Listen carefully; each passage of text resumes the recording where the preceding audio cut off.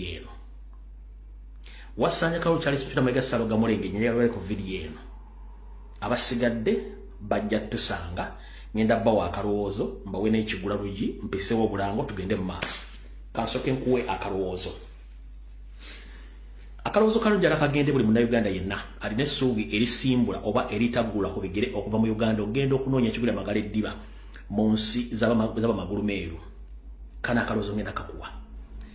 Ngenda kajja mu lugero lugamba nti obuteebuza butambuza amazzi ekiro. Go wenna muna Uganda asubira okutambula ng'onoonya visa ogenda mu nsi z'amagulu meeru kuli America, Canada, UK ne European countries bono bakanyala bukuwa bugende gy'oli mu kalowoozo ka leero. Obuteebuza butambuza amazzi ekiro. Gy'obeera nti bwe galinda ne bukya tegasobola kutambula. Naye ate nga galina okutambula ensonga nti n'amazzi gakulukuta gye gali gakulukutidde gamanye ekkubo lyago. Kati muganda wange yenna ali mu Uganda ngenda kuwa akalowoozo kano kawule bulungi nnyo.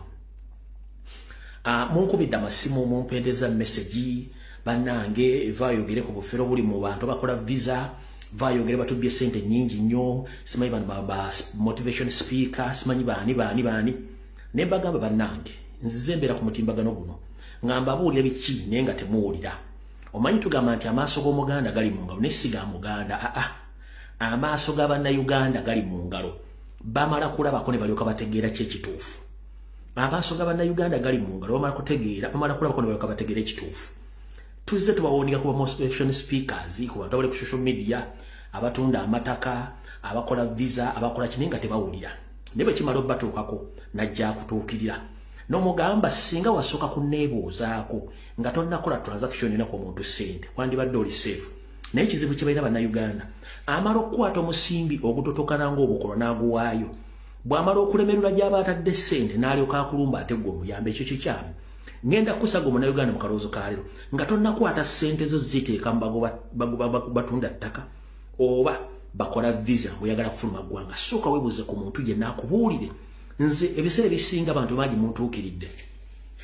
Bannange twagala okuyambe olina abantu abalina abali genuine ne bakola visa twagala otuyambe ne mugamba muna amanyi nti nze omulimu gwa kukyusa ggwanga sidiringa mu bintu bya visa sidiringa mu bintu bya air ticket sidiringa mu bintu bya mirimu no kubanga nkimanyi ne bwe naakulikomandingira omuntu kukana akayaasa akali mu Uganda omuntu ayinza okubanga yakyuka ddanga simanyi n'akulya ssente zo ate togenda tunuulira gwewadde ssente ogenda tunuulira nze eyakulikomandiza omuntu oyo ogambe nti twekobanye ne tukubba. Kati okuwala ebigambo ng'ebyo ensonga lwaki temumpulirako mu sikando yonna ey'ekitibwa eya nsimbi eya ssente ey'emirimu eya visa kubanga neewala nti nsobola okukolera recommendation ku muntu omuntu oyo n'akubba ate gwe ontwe ekyokunenya kubye gwewadde ssente ogenda kulumbazo ngambe nti owaaye banzibye ate gwampa omuntu oyo ate nzire mu kwewozaako ng'ate obudde sibulina. Kati njagala kuwa mu kalowoozo ka leero owulire bulungi nnyo. Ngenda kusaba muganda wange wenna nga tonnakwata ssente zo ziteeka mu kintu ekyo kugenda kusaba visa. Ngenda kusaba sooka nga tonnawaayo ssente buli muntu oli wadde mbogenda ku embassy yonna gy'oyagala okusaba visa ogenda obuuze nti njagala genda mu nsi eno okukola kintu ABCD. Embassy ejja kukubuulira emitendera gy'olina okuyitamu n'ebyetaagisa okuyitamu bibeetaaga okufuna visa. Nkiddamu nga tonnakwata ssente ziwa agent sooka gwe kennyini ogende ku embassy eyo oba genda kugolla Moses ku kibanja kya embassy ezo we ziri ozibuuze nti njagala kujja mu nsi eyo okukola kintu ABCD oba kubaako kye nneekolera oba kusoma oba kusaba kintu kyonna. Embassy zijja kukuwa details biki by'oweetaaga okikola otya then oweko nnyini okole ki olyoka oweesajjawo. Bwe kiba kijjulidde nga tosobola kwekolera paperwork then yawe oyingiza mba ne bakola paperwork ne bakuyambako okukolera paperwork. Naye buli lwokwata ssente n'ozuwa omuntu akola visa muganda nge making sure nti eneloosi evaayo ogyetekako ng'omuntu kubanga saagala weekwase ng'omuntu amaze okukubba ssente zo lwaki. Era ndiwo okujjukiza nti visa mukisa si sure deal nti garanti ogenda kufuna visa. Ebintu bya Katonda bizibu oyinza okuba ng'olina empapula zonna nga ntuufu ne wajjawo omuntu nga n'oluzungu talumanyi omuzungu n'amuwa visa gw'alina buli kimu nga n'oluzungu olumanyi omuzungu n'akumba visa. Lwaki? Visa mukisa. Si buli muntu nti afuna visa bantu bangi bagobye visa emyaka gye balimye. Naye ngenda kukusaba nga tonnakwata ssente zo muyige okunoonyeza okukola research Yensonga lwaki mu Uganda Museveni abajjako civic education nti balina okubasomesa okutegeera biki bakwatako ng'abantu.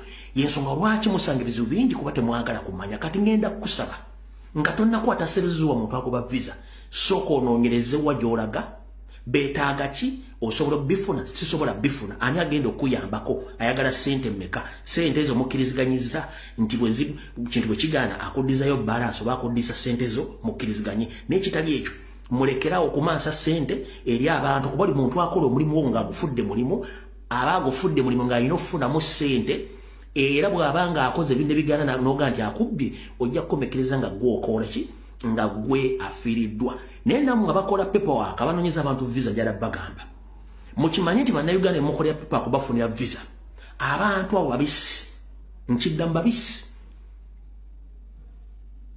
naye omuntu okubeera omubisi tokifuula kigendererwa kyo kyakufunamu ssente okuba tamanyi kubanga gye bukomekerera ajja kubanja sente ze akwabye kale namwe abakola visa mulekerawo obuyaaye n'okulya mbannamu olukwe omuntu mbuli ekituufu kino kisoboka oba kino kisoboka olw'ensonga n'ekitasoboka omukozi wa visa ganti ajja kikola n'ekitasoboka omukozi wa visa agamba ngenda kikola kale n'omukomekereza ng'akubbye nga toyina ogenda kuwaaba kiwedde oyenze ke kabadde akaloozo ka leero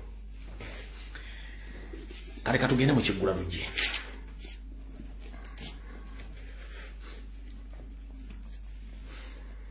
ekiggula lugye kyaleero njala kiweereza mwenna bannayuganda naye okusingira ddala ekiggula lugye kino njala kiweereza abakungu ba gavumenti ya Uganda mwenna era nga nkiweereza omukulu gwe bayita Balaam Barugahare. Ekiggula lugye kyaleero ngenda kiweereza gavumenti ya Museveni ne minisita oba Balaam Barugahare ekiggula lugye kino njala kikutuukeko bakikuweereze.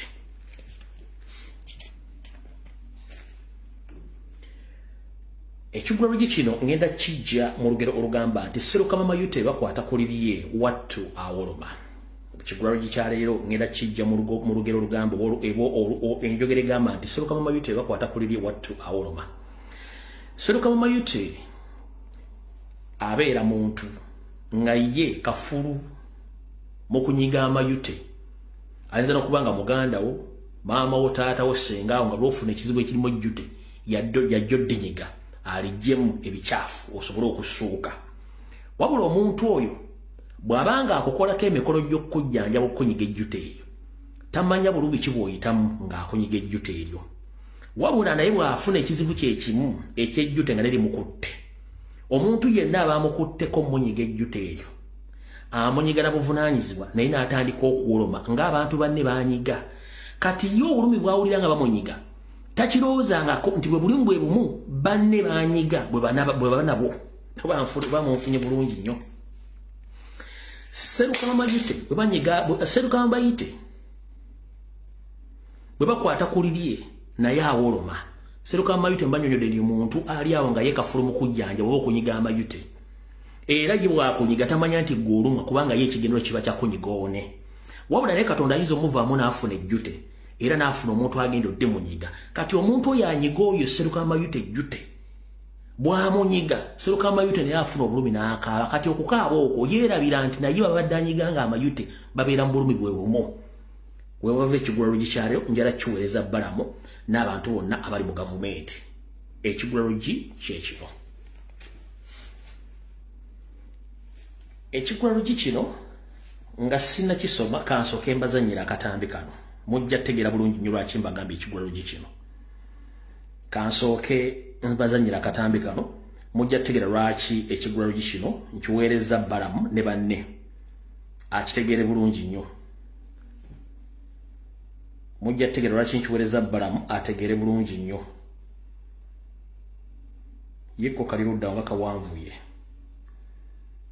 Balaam oluwa kaakano wano wagenda okusibuka ekiggula lugye kyaleero.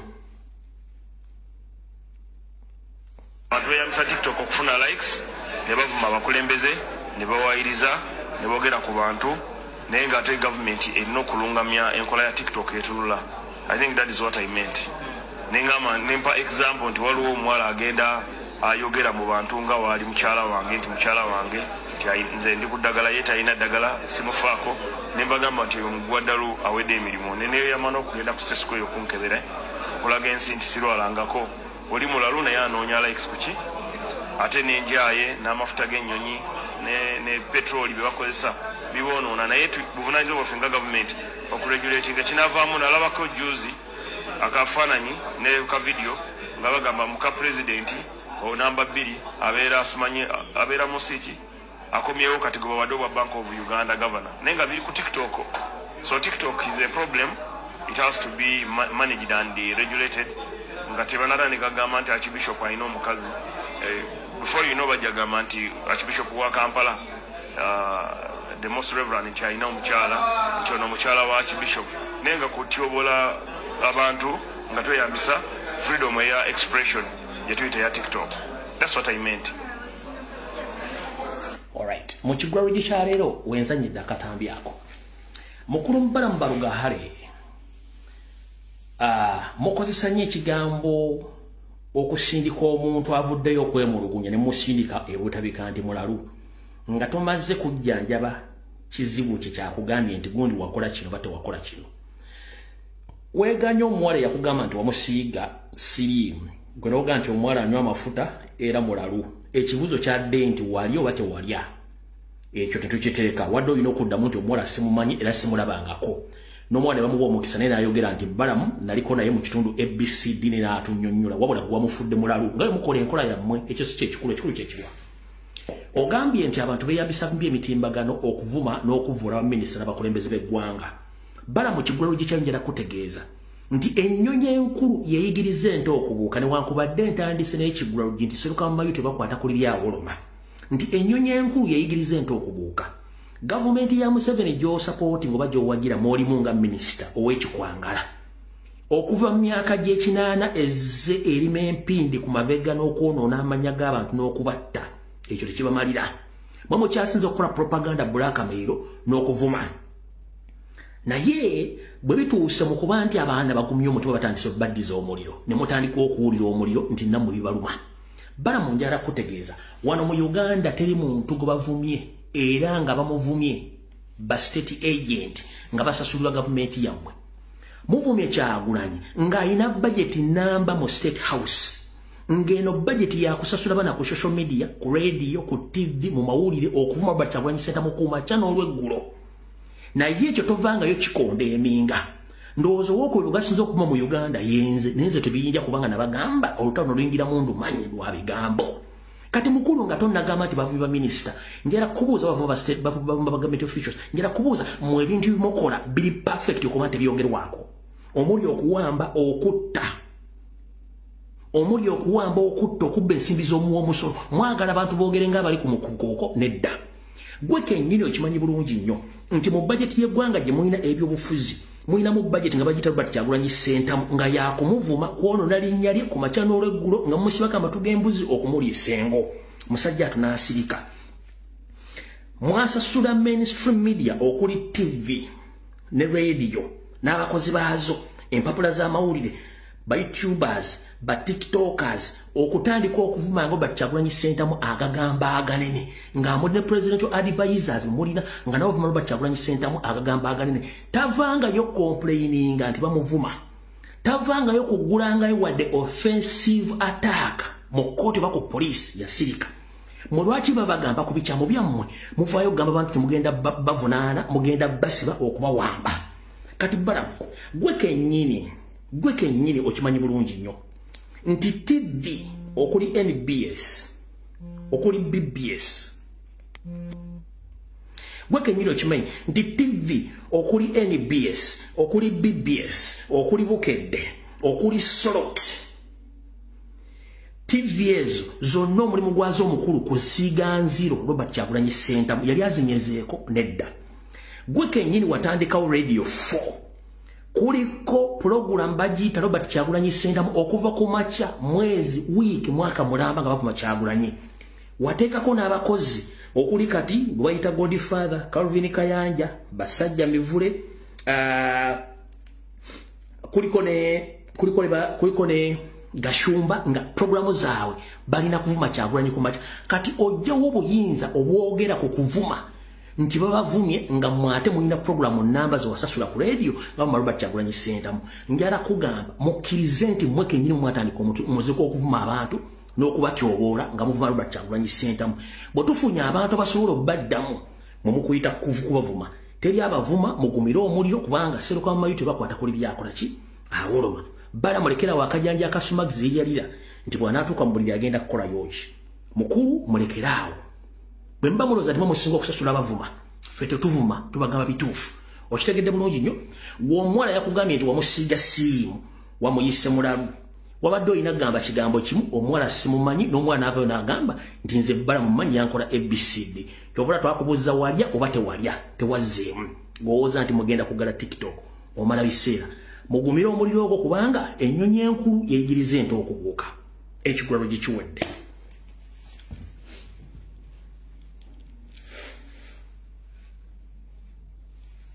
kale kampisa obulango bugenda kubeera busatu neba bulango nga bungi alright naye munansonyiwa obulango nga bungi alright katuyise mu mangu Bwana banyumira omuziki mbategeeza nti Umoja Management ne Kings Love Entertainment okutuusa ku Saha mu live concert ngenda kuzomweza 21 January 2025 ku Lugogo Cricket Oval silver mitwale 3 gold mitwale 5 table milioni 3 Kuromukaga ngenda kuzomweza 25 era January ajja kubera Kasana Luwero kuyingira mutwalo gumuwonna ku Sunday ngenda kuzomweza 26 ajja kubera Maria Flow e Masaka okuyingira emitwale 2 ya okubukinga buli kimu enamba z'okubukinga muzima ibulungi nnyo badenzi basomeranga lunaku alright bwenna ng'oli mu Uganda owangale mu ggwanga lya Switzerland otegezebwa nti ajja kubayo okwekalakaasa mu ggwanga eryo ngera kuza mwezi 18 omwezi gw'okubiri mwaka 2022 okwekalakaasa kuno kujja tandika sawa 3 kukome okwekalakaasa kujja tandika kugenda kubeera mu bifo bisatu okusooka kujja kubeera conference center ku sawa 3 mpaka sawa 5 kitundu okudda kujja kubeera ku Uganda Embassy e Geneva ku sawa 7 n'ekitundu mpaka sawa 9 okusembe kujja kubeera ku sawa 9 n'ekitundu mpaka sawa 10 ku United Nations ngoyagala kumanya ebisingawo contactinga ku simu eno kasalaba 4179 4 ojja kumanya ebisingawo then tuleke tugende mu maaso alright kano ke kasembayo Mwenda bana Uganda abawangalira mu ggwanga lya Bungereza wonna wooli guno mukisa gwa njawulo abatestes aba company ya Richmond Promotions and Mary Imagibe Global Events presents the Love Edition dressed code black and white February 2025 nga mujja kuya mu live music live band nga bikutegekeddwa omukulu Cliff we Manchester mu birthday celebration ya Jokola nga ejja kubeera mu Royal Regency bitano mwemu High Street North London E126 okuyingira nebiddako byonna nja bibasomera ku Lwokuna ku Lwokusatu katugende mu information eyatulese kubanga obudde bugenze tulina butono nnyo kale munatusonyiwa abasigadde ndoza katandikira video eno mbwangu nnyo tandikira video mbwangu nnyo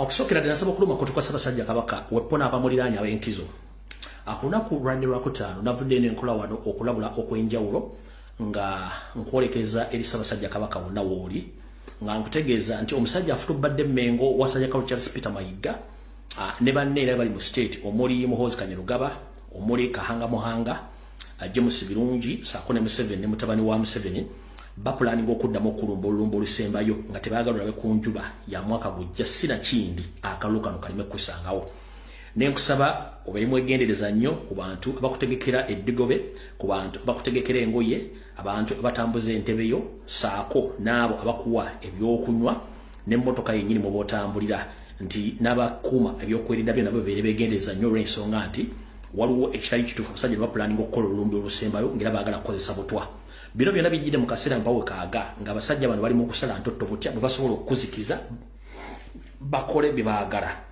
naye ekyo nakitadde ku Lwokutaano simanyi obubaka bwakutuuseeko njagadde nolwalo mbuyise mu security alert Ssaabasajja Kabaka wonna wooli twakola omulimu ogw'ensusso ogw'amaanyi okutaasa emirundi enfunda 2 guno ogwokusatu nsaba weebereremu ng'omuntu n'abakuliranye abagola Buganda olw'ensonga tutegeddeko bulungi nnyo nti bano abasajja baagala kuyisaawo kintu kyabwe ng'obudde bukyali kubanga yesobola kimula nti amagye ga deployingiddwa buli omu balina ekirende kye bapulaninga naye sijja kwebaka kubanga sijja kwebaka ng'ate Obuganda bugenda ssanawo mu ngeri bwetyo. Alright. Ssaabasajja Kabaka era nsaba okukuloopera nkutegeeze ebintu bingi ebigenda mu maaso mu Bwakabaka bwa Buganda ate nga bino bwenzirako ko byafaayo bibadde tebiriiwo mu bukulembeze obw'abajjajjaabo saako na bwa kitaawo omugenzi oba Ssekabaka Frederick Luwangula Muteesa tebyaliwo bitya nga bwe nze nkutegeeza nti enteekateeka namutayiika ey'okutawanya obwakabaka bwo saako nenda mulondo kw'otudde egenda mu maaso nsaba okukuloopera olwaleero ng'amaze okuyisaawo obubaka buli obw'okwerinda nti ensanafu etambula egaludde waliwo emikolo egikolebwa nga tegyekuusiriza ddala ku buwangwa nannono okuggyako okuseddekera n'okuyisa olugayo mu bwakabaka bwo olw'ensonga nti kino mu Buganda tukimanyi nti kabaka abeera mu bwomu ne katebe abeera mu bwomu ate era kabaka abeera omu gwe bakongojja wabula waliwo emikolo egikolebwa mu kimpukumpuku egitandise okukolebwa nga waliwo mu luli olulangiro olumu gye baamaze dda okussaako kabaka waabwe ne bamuteekako ne katebe saako n'abamukongojja bino byonna byabaddewo ekibulala wa Ssekabaka Winyi byabaddewo bulungi nnyo ngenda nkuzannyira obutambi buno obutegedde ne bwe nnaavaawo nzizeeko obubaka obulala nga bwe nzize nkutegeeza nti weegendereze nnyo abakuliraanye olw'ensonga nti nabo bali mu mukutu gwe gumu okwessi gwe gumu yenna agenda okulaba obutambi buno njagala omanye nti byenjogera mbitegeeza ate bya ddala gwe binaanyiiza sivunaanyizibwa kunyiigako olw'ensonga tetunaategeera y'emu abasinga obungi mutegeererawo abala mutegeererawo enkya wiiki ejja omwaka n'abatategeererako ddala kati sina buvunaanyizibwa ku ntegeerayo na biki ngeri gy'ofunamu ebintu bino ekirungi nga bage nti amaaso g'omunnayuganda gali mu ngalo mwagala okulaba nga mulabyeko okusinziira okutegeera nga mulabyeko obudde bwe musikyabulina obudde bwe bwakuwa information n'eŋŋenda n'entambula bwe kimala okutuukawo mbasaagala muntu yenna addamu kwenyongoza kati njagala kuzannya obutambi buno Ssaabasajja Kabaka nkulume kutonkuloopere kugambe nti obulamu buli matigga naye ate ne Namulondo oyo bagiseddekera ebikola ebikolebwa ku Namulondo mu buweekusifu kitegeeza nti already bo batandise okussaawo be bandisuubidde nti abayinza okuba nti bakoddira mu bigere singa wabaawo bo kye batuukiriza ekyabwe mu katambi kano ke ŋŋenda okusooka okuta mugenda kulaba bogo bataddeko nga kabaka okuva ekibulala wa Ssekabaka Winyi ne katebe kennyini nga kwali mbazannyira akalla ng'era bamukongojja oba nsooke nga bamukongojja then ndyoke mbazannyire akalla mukategeere bulungi nnyo zo munaategeera amakulu gaako mulyoke mutegeere byenjogera nti tuli mu kuzannya era tetuli mu niino gwe wenna omulangira n'omumbejja n'omuntu yenna ayagala obwakabaka wa Buganda kyekiseera musituke abasajja abanyarwanda batwetoolodde bakola buli kimu ekisoboka ngenda kuzannya akatambi kano kansooke nkole kye tuyita clarification ne disclaimer musajja mukulu Kabona Jjumba toli mulangira era toli mu lulyo lulangira era toli kuwaabo abakola emikolo mu bwakabaka bwa Buganda ngenda kusaba kola projekti za Museveni Mukama Ozi yagamba okukola okutabangula empewo za Buganda wabula ekintu kyonna ekyesembereza ku bwakabaka wa Buganda abalangira n'abambejja kyesonyiwe gwomu ku babadde mu mukolo guno era baaguliidinze naye ng'ate toli mutaka mu Buganda abakola emikolo ekyo kyokiddamu toddamu kwesembereza lulangira okuggyako ng'olina kyonoonya sigala muvuyo bweri wulira bulungi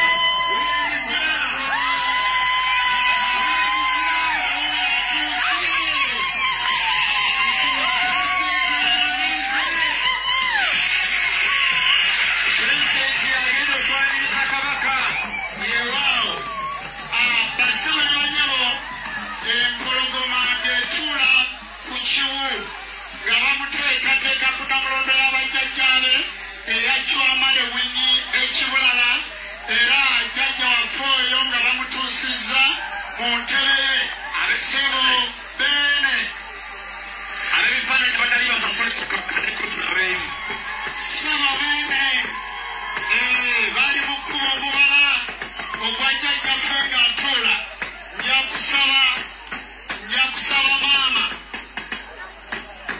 mu kaseera kano ng'akuba omubala mujja kulusuula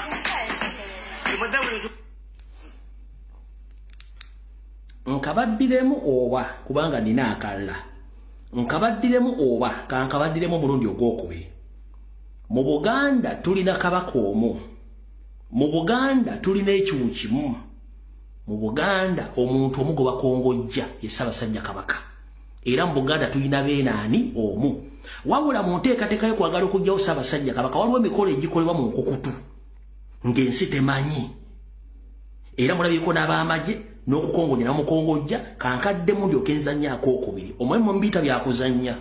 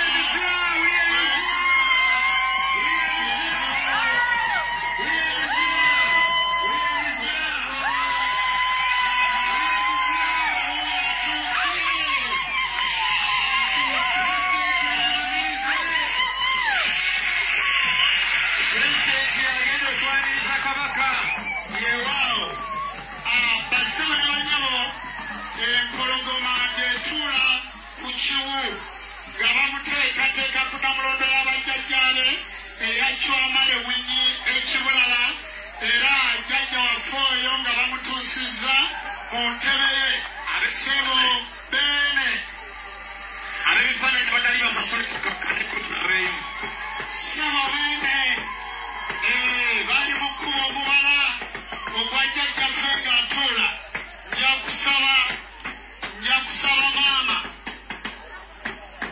mu kaseera kano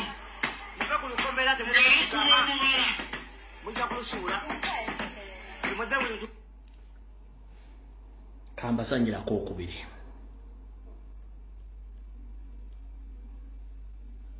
Mu katambi ak'okubiri ke ngenda okuta njagala mwegendereze ennyo ebigambo ebyogerwa abantu abali ku mukolo guno biki bye bakola ekifaananyi kye basiiga. Bwe mbeera mu programu eza buli nyo nti pay attention to details kyentera okubagamba. Tunuulira nnyo ebikolebwa mu katambi kano ebyogerwa na buli kimu ng'akatambi akasose bwe kakoze eki. Musharinge video. Pay attention to details, mutandika okwetegereza ebintu bino mubyetegereze n'amaaso amoji buli kimu. Tugenze ku video ey'okubiri.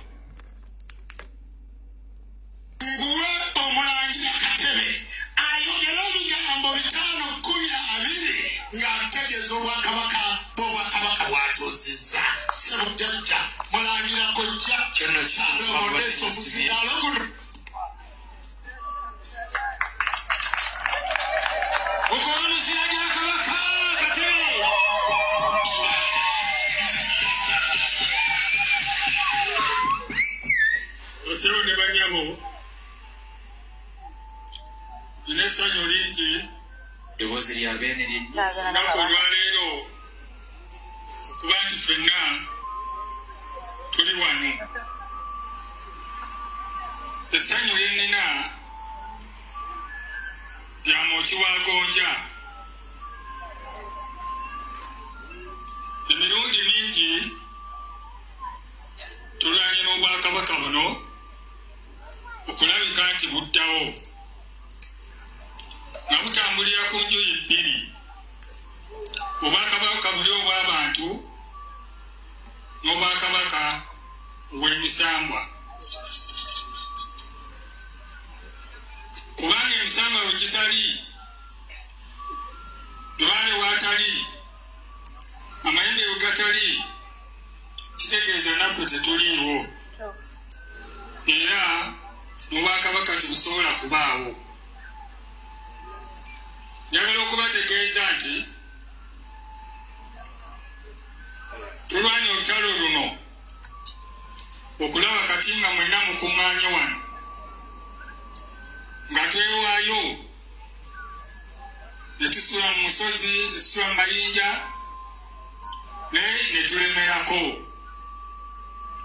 Abantu bangi bagamba tebammanyi.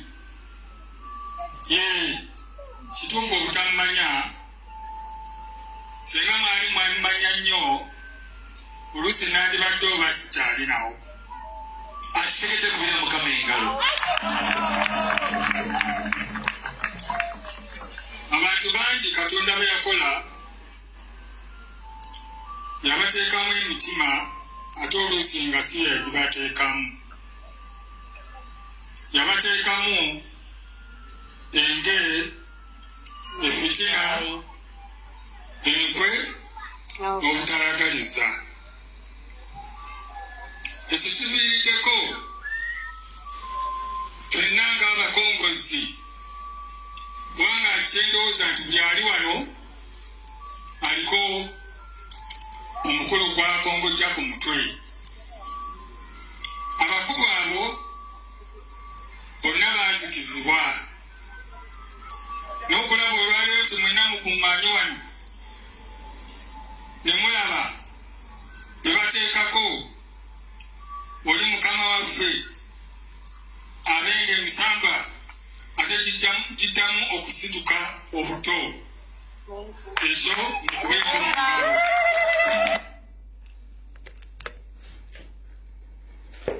Ssaabasajja Kabaka, Mukama wange nkuloopedde ng'oggyeko obubaka bwe nayisiza ku lunaku olwokutaano obw'okwagala okukusaanya omulundi ogusembayo. Kijja ekitya nagira emikolo gyabaddewo mu ddaaza lyerimu oba mu bbanga lyerimu, kwegamba weewuunya. Buli muganda w'oli ogwange ngukoze, kola ogugwo. Katuveekaawo tugendeko ewalala. Kansubire nti buli muntu atandise okutegeera ekigendera n'ekigenda mu maaso w'ebintu ebyo.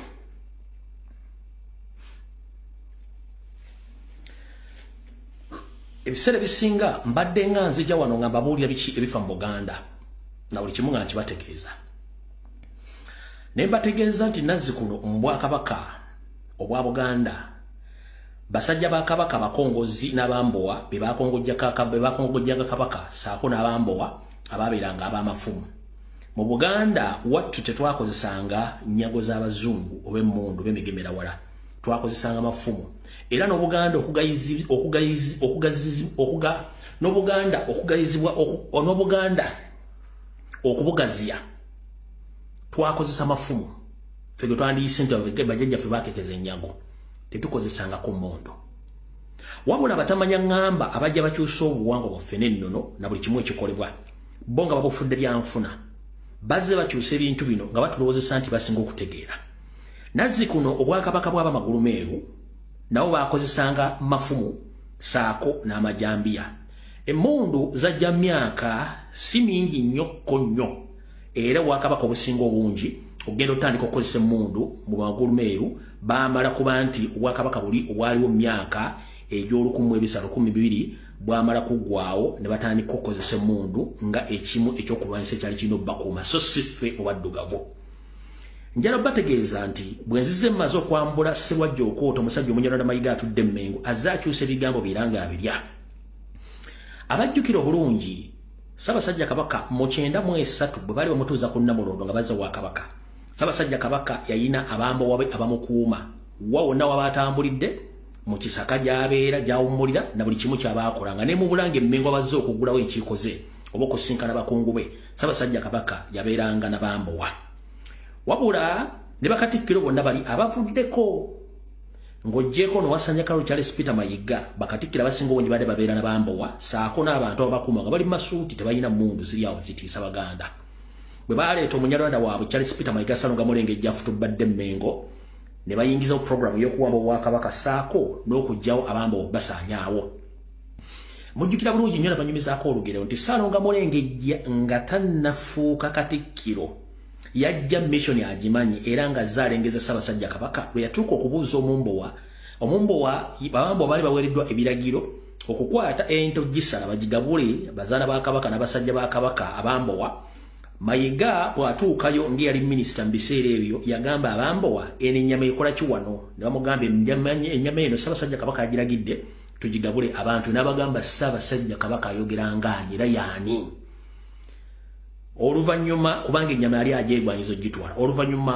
abasajja ba Kabaka abambowa baakwata Wasanya Carol Charles Peter Mayiga ne bamusiba enkendegere ne bamusiba emiguwa ng'abasikawutu ne bamusiba era n'embooko zaamuyitamu omukulu ono yasigaza obusungu okutuusa abakungu abamu balagira bajje bajja nabaga nti omusajja mmote ninga amaze omukaliga emiguwa kino kyamuleetera obusungu ngera bwala emission y'okuyingira Obwakabaka n'amala okufuuka Katikkiro n'atandika obbesasuza mpola abasajja ba Kabaka bonna abambowa abazze battibwa bonna Mayiga y'abazze abatta nga n'abasembayo kwe kuli bomu eyabalukira ku Wankaaki wa Bulange Mmengo mwenna mwaliwo bomu yabalukira ku Wankaaki wa Bulange Mmengo yali gurupu y'abambowa abo n'omulala omumbowa yasembayo okuttibwa ng'agenda okutwala obubaka bwa Ssaabasajja Kabaka obwali bw'ekyama eyatomerwa mu bitundu eyo ekireka ng'agenda okutwala obubaka bwa Ssaabasajja Kabaka ku makya nattibwa bantu bangi abazze battibwa abambowa ba Ssaabasajja Kabaka nga Mayiga yakikola n'okutuuka olwaleero mwenna munanjulira njagala message 5 zokka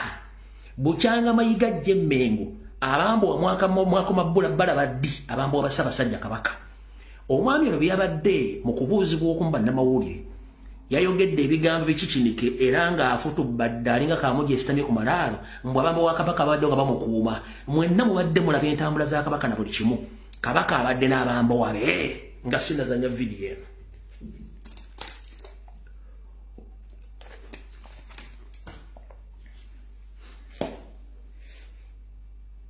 omwami ono yayogedde bw'ati omanyi omulimba asaana mukkiriza muwakana musula muwakana yagambye bw'ati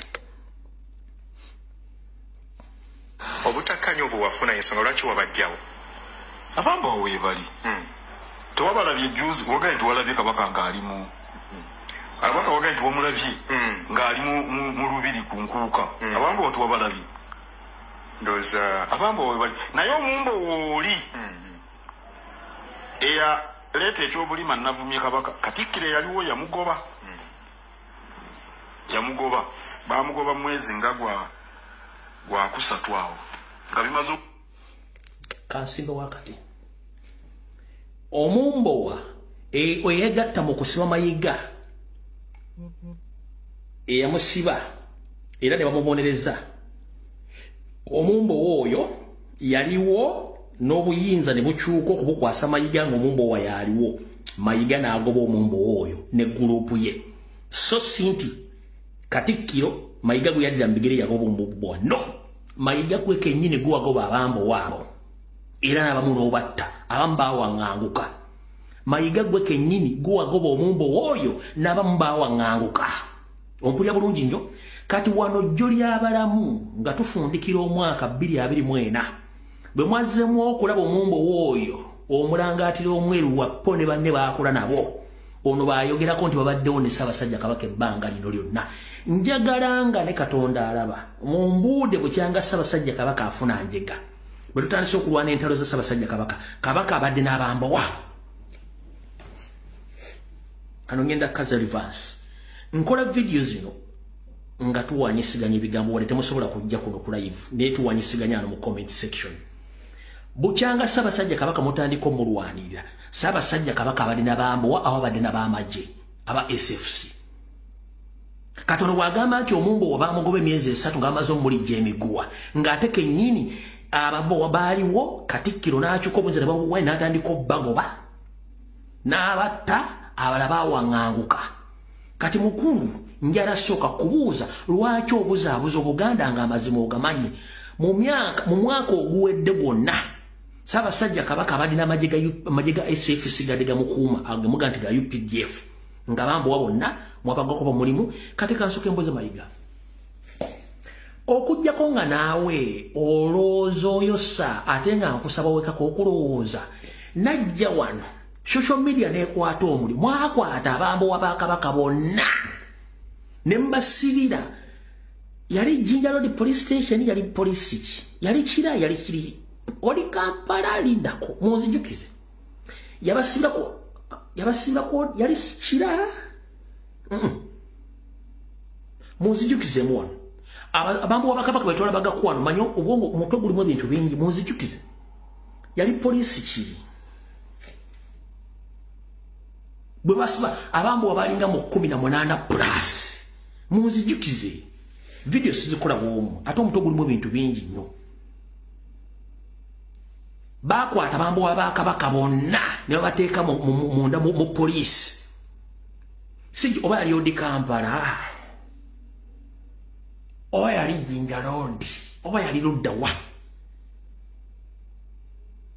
John Mira agambye odi Kampala agambye Jinja siri sure Davido Chiteka mbwobo okay kyona kyekiri mwenna mwaliwo bulungi nnyo ng'abambo w'Abassaabasajja Kabaka bonna babatadde munda n'abalala babuloka amayitire essaawa zino kati omukulu ono avaayo agamba nti abambowa temwabalabye omanyi omulimba asaana mukkiriza omwami ono yalowooza ffe tetulina history wa bintu bino abakubomba bakabaka bonna be wasiba abala ne mubatta abala ne babula ne babula ssebo oyagala tugamba nti bano abazze jjo naye gwe musajja katugende mu maaso leka vidiyo ko mulye bulungi nnyo obutakkaanya obwo wafuna ensonga lwaki wabajjawo abamba weebali tewabalabye juzi wagaye nti walabye kabaka ng'alimu abaka wagaye nti wamulabye ng'ali mu lubiri ku nkuuka abamba tewabalabye ndowooza abamba weebali naye omumbo wooli eya leeta ekyobulima nnavumye kabaka katikkiro yaliwo yamugoba wulira obulimba yamugoba amugoba mwezi nga gwa kusatu awo nga bimaze okuvaayo nti yali alimba ne bamugoba sinze abamba weebali ndowooza abantu era batwalibwa nkuluze abantu tebagala ndowooza kulaba babibombola nga basemberedde nnyo abantu bamala googera agambye abamba waweebali nga batwalibwa nkuluze njagala tegeeza abaganda ne Uganda yonna abamba w'Abassaabasajja Kabaka abamu bawanga nga bagenda kuba byeyo nga tebalina dde ezigulira magala eddiba eziriisa abakazi baabwe na buli kimu ne mu lubiri mwenna mukimanyi bulungi embiri zonna n'olwebyo mmengo olulumba SFC babeera mba UPDF olw'ekireka bbanda magye ga UPDF ge geetobeseeyo ne Masaka gye bali bamututte ne bamunandika waliyo basajja ba Museveni be baliyo bonna kati goboga nti basasulwa nkuluze ssente mmeka babawa amayiga era ne gobadde osasula oyagala sisobola kuleeta maloboozi gaabwe sisobola kubafulumya maloboozi gaabwe nga bakulumiza nti basasulwa wadde n'ekikumi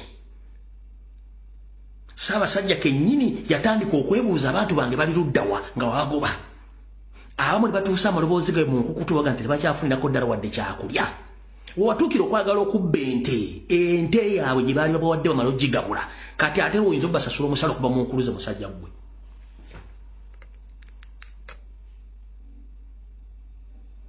njagala osooka otunula olulimi lw'omubiri nakugamba omuntu yenna kasita ayambala obugali maaso aba alina kyakweka amaaso omanyi omuzungu bw'aba agenda okukunoonyerezaako omuzungu atunulira feesi yo n'atunulira amaaso gano n'atunulira omubiri guno engeri gy'ogutambuzaamu n'amanya nti ono gwendiko annimba lwaki omuzungu bw'asoma eye contact zino oba eye language zino n'amanya nti olulimi lw'amaaso gano feesi n'engeri gy'ogisikamu kati bane bateekako obugalubindi buno bubuzaabuza omuntu akolaki abaabalaba naye kati njala otunnya olulimi lw'omusajja ono olw'omubiri n'engeri gy'ayogeramu olyoka otegeere nti akolaki alimba noono yagenza omubuuza ekibuuzo ekyo munnamawulire ng'akimanyi bulungi nnyo nti naye abadde ali shuwa tebaliiwo katukaddemu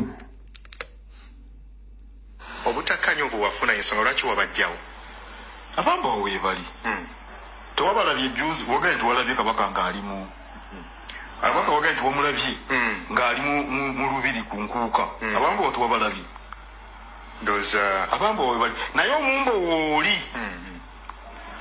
eya leeta ekyobulima nnavumye kabaka katikkiro yaliwo yamugoba nedda gwa mugoba yamugoba bamugoba mwezi ngagwa kasita weta kula amaze okuvaayo nti yali alimba nedda sebo ne bamugoba sinze ababo webali ndoza bantu era batwalibwa nkuluze abantu tebagala ndoza kulaba babibombola nga basemberedde nnyo abantu bamala googera nagende Netherlands oli naabuuza nanyinza kulaba baganda lwaki kabaka bamangi ge gamukuuma ne mugamba nti ensi gy'olimu okimanyi nti ekulirwa kabaka omanyi Netherlands bwa kabaka ne mbabuuza wana Netherlands abakuuma kabaka si baamaje ulira Bungereza abakuuma kabaka si baamaje ulira president wa America abamukuuma si baamaje ulira okujjako abantu abamala googera mu mulembe guno gwe tulimu oyinza okulumisa kabaka amafumu ulira kabaka omukuumisa amafumu nga jo baakubye abantu amasasi ababadde babba mwabiwulidde kwakashi balina emmundu kati kabaka tumukuumise abantu bamala googera namubuuza gwe kikwambaza engatto ki bajjajjaffe bayambalanga engatto ulira n'atunula wansi n'atunula eri ulira ebyo byakumala googera era ndoza byakubalaata nti tebaagala bamaje baagala bamukuumisa eki abambu abalina amafumu ulira tolaba beringa ebyokuza ulira abaffe tusobola kubatendeka abaki abambo ne tubawe emirimu ate kati awo ebanjawulo ki kati mbuulira enjawulo bwentendeka lubega mu byamaje n'ebyemmundu nakwate mundu nabo bonna abakuuma kabaka baganda bajjudde naye omanya abantu buli omu ayagala okuwulirwa alabike nga alina ekirowoozo kyaleese lwaki abambo bwe bakuuma kabaka baani abandi mukuumi nti lwaki abamaje be bakuuma kabaka baani abandi mukuumi abamaje balina okukuuma kabaka kubanga era bakabaka bonna bakuumi bo bamaje mu nsi yonna naye kabaka Muteesa bamukuumanga ye abantu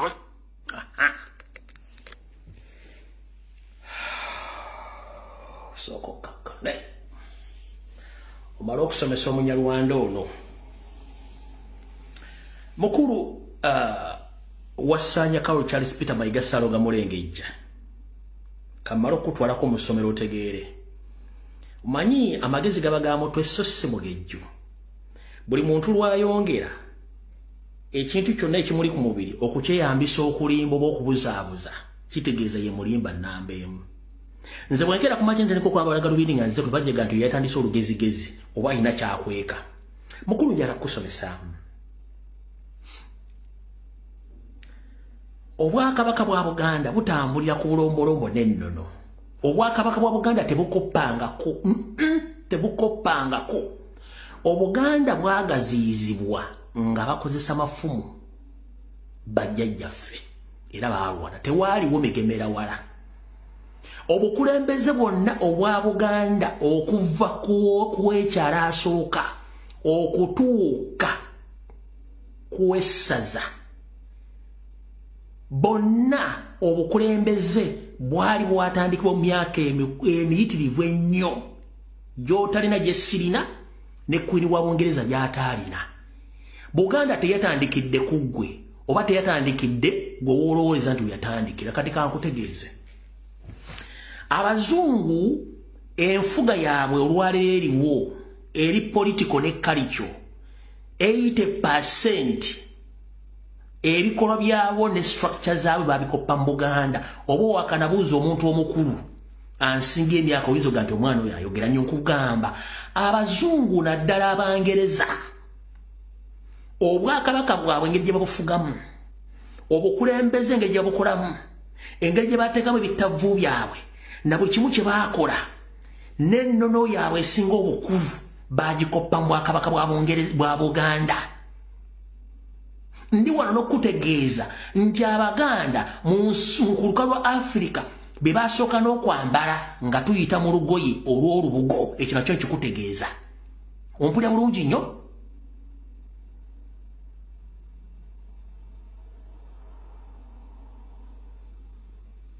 n'okusolooza emisolo n'envujjo byonna byava mu Buganda kyetutaalina era kyova olaba nti babayita okutuyigiriza eddiini kyekyo kyokka ebisigadde byonna Buganda yatandika nabyo ng'ensi era bajjajjaffe baabitandikawo n'obuweereza bwonna obw'obuvunaanyizibwa obulwo bwonna bajjajjaffe baabutandikawo mu Bwakabaka bwa Buganda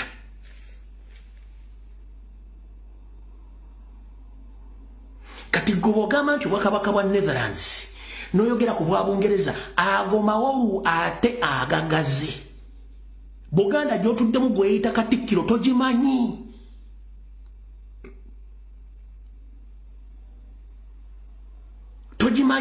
gongo yagala okutegera nti togimanyi n'engoma ze bazza n'abalongo bazza baali bakitaawo Sepiriani engoma Bungereza ze yazza n'abalongo be yaddizaako baali bakitaawo Sepiriani lwaki bazitwala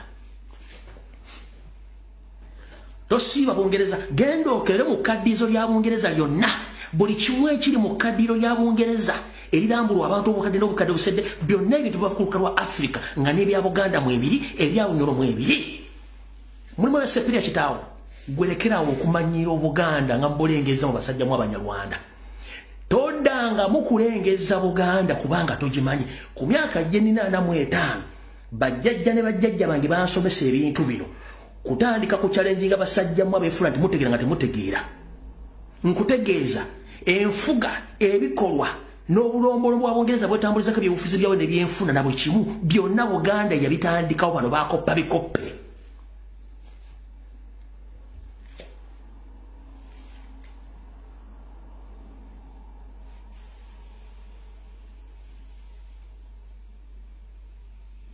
Keruberero kalu Afrika gendo kinonyerezeeko keruberero kalu Afrika Buganda yani na Baganda bebani goloza lwaki wo Omuganda okwogera Omuganda yenyiri wo muokwogera tasobola kwogeranga mmwe gendo deba Katikkiro bonna baawumula babakwasa omuzino bajja kufuna yawulo wakati wa Katikkira Baganda namwe abaka bano kwate enjawulo wakati wa Katikkira baawumula Baganda nawe bakuwenjogeza bateeke wali buli mwatandika okwogera ojja kufuna enjawulo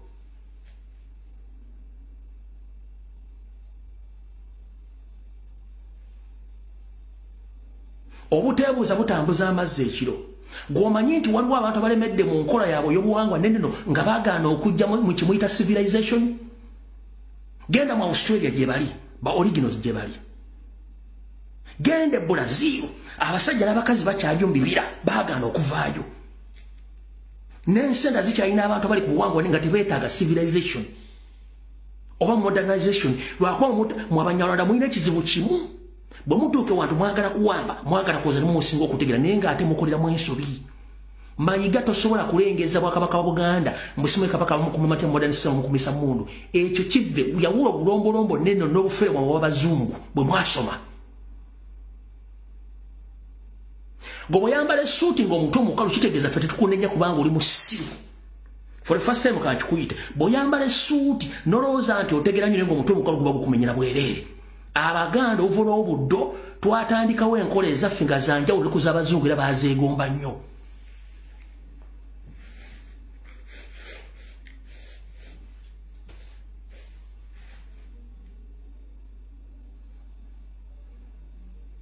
ffe kennyini n'okuterekanga abafu babaterekanga mu mbugo abazungu babaterekangawo bakwatanga bwe mu mulambo bakwatanga mirambo nga basula mu kinnya nga baziika ko ffe nedda tulina olugola lwaffe bajjajjaffe bazuula katubatereke mu mbugo okutereka ebyafaayo byonna ne tekinologiya yaffe yaliwo esseere yali atulambula tutukebera ku bintu byaffe era twakwatanga ensimbi zaffe ŋŋanda na buli kimu enkebezo zonna netuziteeka mu lubugo ne twala ng'eddiiro okulondoola ensonga zaffe zonna nga tukozesa lubugo busuuti n'emitega nsula gyonna gyavanga mu mbugo kye bayita ekikunta okimanyi oba goloza zino bedi kava n'amasuuka gammwe kye bayita ekikunta lwe lubugo lwetwebikka nga lwe baakolangamu bulangiti w'amasuuka okwebikka kubanga nakyo tokimanyi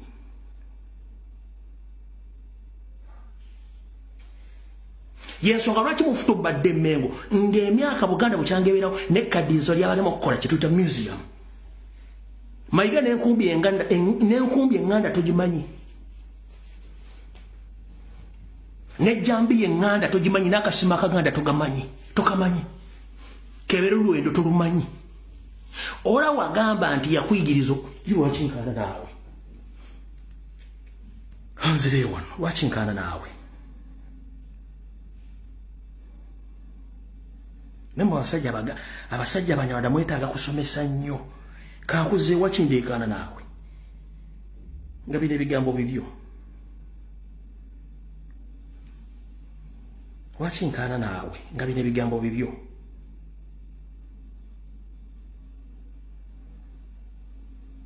Mpe mu dakiika emu.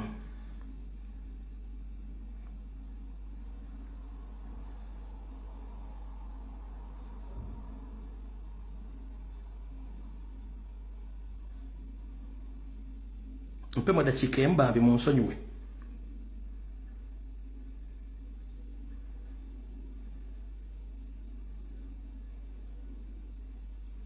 Lwaki nkaana naawe muwuliza akatambi kano?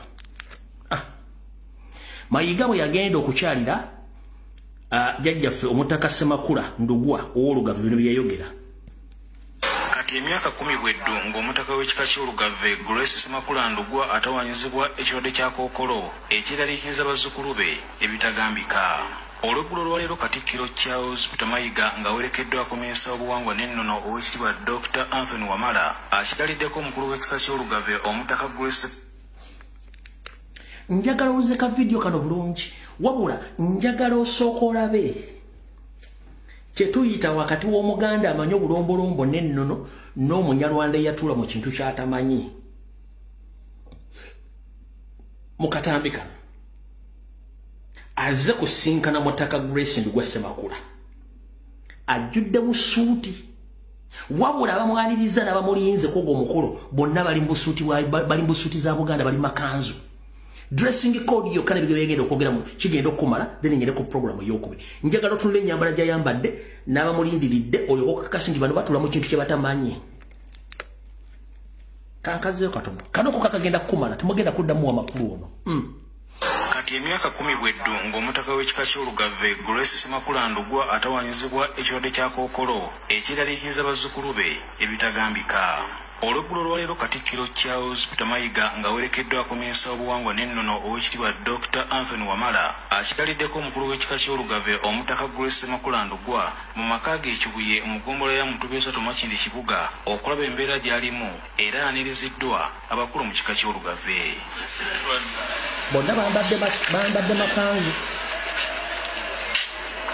Bw'ati yagenze butereevu n'asisinkana Omutaka Ndugwa abadde amulindiridde. Ne gwasinkanye omulaba ayambadde kanzu.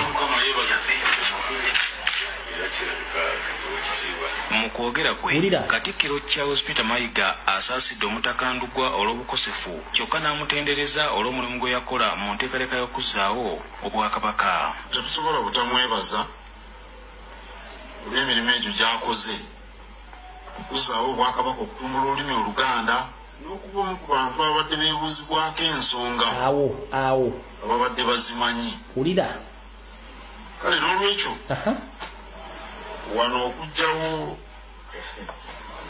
ekintu ekitandibeewuunyisiza nnyo ekyamazima nze nabadde nzija kumulabako. Kamalabyonna era ategeezezza nti Omutaka Grace Ndugwa y'omu ku bantu ab'enjawulo abamusomesa Obwakabaka bwa Buganda kyeki n'asaba bazzukulu be okumwebuuzangako ku nsonga z'Obwakabaka. Kubanga Mutaka ono be bamu ku bantu abanjigiriza ebya Buganda. Ekyo kimu. Era abamu balowooza nti mmanyi nnyo Oluganda. Ebyo bibiri. Ngezaako nayigira kuwoona omukulu. Ebyo bisatu. Mukuumaddamula yeebazizza bonna abajjanjaba n'okubeererawo Omutaka Ndugwa mu mbeera eno gy'asinga okubeetaagiramu.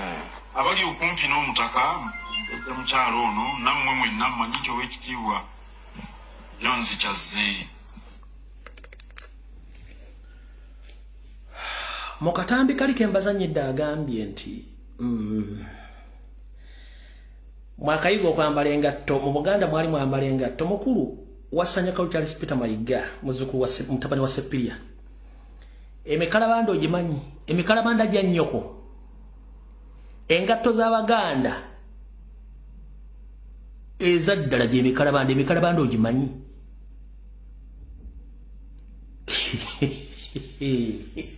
Kankabadde wamugambidde mwayambalanga engatto. Mukulu emikalabanda ogimanyi zengatte zaawesebwanga miti.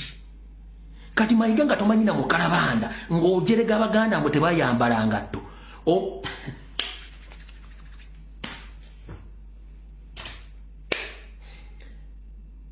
Ekitundu ekisooka eky'emulimu Bulange Mmengo nkimaze kangende mu byobufuzi ekitundu ekyokubiri wabula nga nfundikira nsaba Mukama Katonda kingiriza Ssaabasajja Kabaka amwetolodde batemu nnyo mission ziri ku mmeeza buli kimu batandise okuseddekera entebe ye batandise okuteekawo gavumenti endala mu Buganda naye nga bino byonna omwami ono abimanyi babikola bulungi nnyo nga bakimanyi kikye baagala okukola ki okukola Ssaabasajja Kabaka munnange muzzukulu w'amazige ndopokwana kuno nakuli kuno naye nsaba kukuluma kutegeeze taata wange obufuzi bwa jjajjaawo mwanga bonna abadde ku mukolo gwe tekuba ayinako mutwe kabere mu bufuzi bwa Kitawo Muteesa bonna abadde ku mukolo gwe tekuba akayina mutwe guli gw'embalazi tosobola kuddira Bwakabaka bwa Buganda buteekamu kabaka mulala n'omuteekako ne Kateebe n'omukongojja n'ofuna n'ab'embogo abatali bataka abaakoze emikolo egy'okutuuza kabaka ku Namulondo kitegeeza nti obakoledde ekikolwa ekyo sekyoyita lati gye nakuwa ku Lwokutaano weebeereremu ng'omuntu ogwange ngukoze olwatta ssebo nalumanye wakulawo okyo ogwange ngukoze ekitundu ekisooka eky'eprogramu buli mulange mmengo ekikomekereza ngenze mu general politics Ssaabasajja Kabaka wonna wooli Mukama akkingirize ogwange ngukoze omulabe wasooka oli kumpi naye naawo era akulaba tugenze mu byobufuzi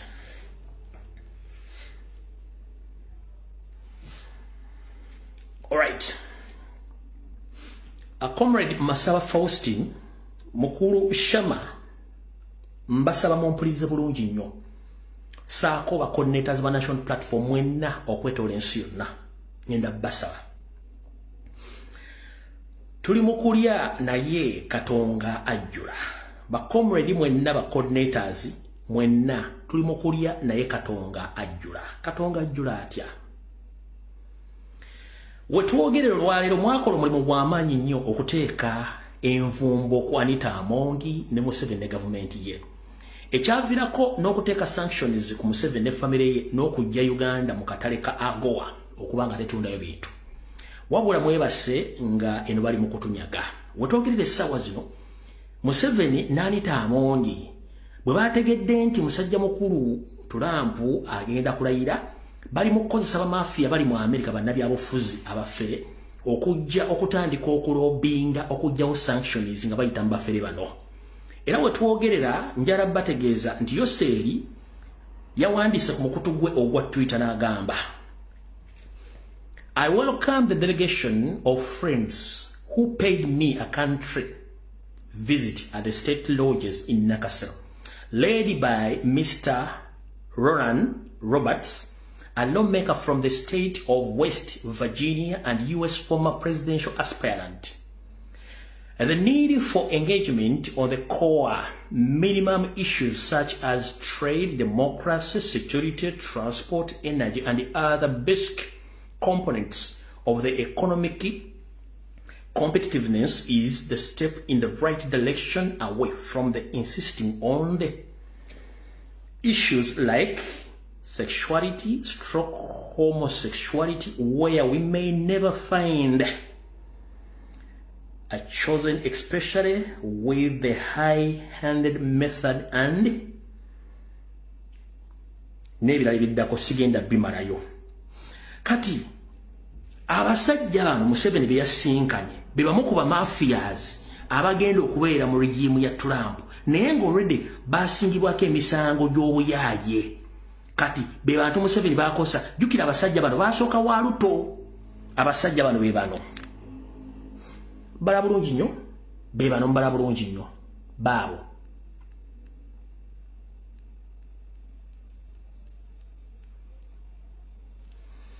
Kati okumanya Museveni muyaaye era uyo Anita Amongi yabaddewo mu kifaananyi kino ng'amaze okusinkana abantu bano.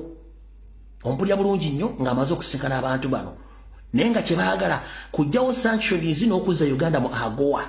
Kati ba comrade mwenna bali ku Twitter ne bagundi aba coordinators mwenna ne ba chapter leaders okwetola ensi yonna mudde ku Twitter. Kati okumanya bano abasajja bazibu basooka Kenya ewa Ruto era ndowooza Ruto yakoledde Museveni move eno wulira ekyali e Kenya wulira. questions are now emerging regarding the recent meeting at State House, Nairobi, where President William Ruto held talks with the lawmakers from the United States Congress. According to the communication from the president's team released via his official X handle, the meeting focused on, among other issues, the fight against terrorism and cross-border crimes.